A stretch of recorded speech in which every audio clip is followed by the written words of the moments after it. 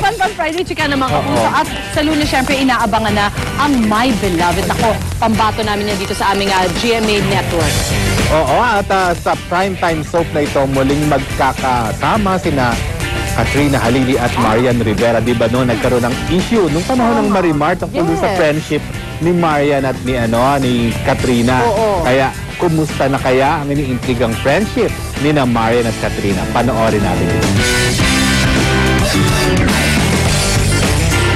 Muling magkukrus ang landas ni Katrina Halili at Marian Rivera sa pinakabagong soap dito sa GMA, ang My Beloved. Ayon kay Katrina, asahan daw na pahihirapan niya si Marian sa kanilang mga matitinding eksena.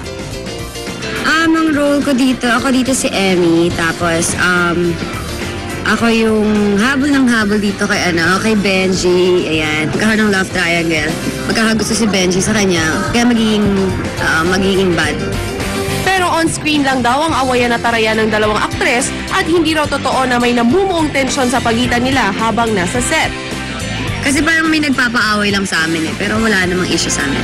Nagpapansinan kami ngayon at happy ako, tsaka kasi yung Marimar talagang 9 months hindi kami nag-uusap, as in wala. Ngayon nag-uusap kami.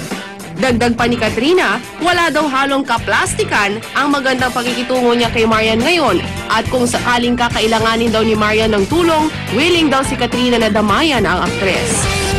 Tinutuloy ko siyang kaibigan pero hindi naman talagang super bonding kami na araw-araw, tapos pag may problema kausap ko siya, hindi naman. So, pero anytime na kailangan naman niya, dito naman po ako.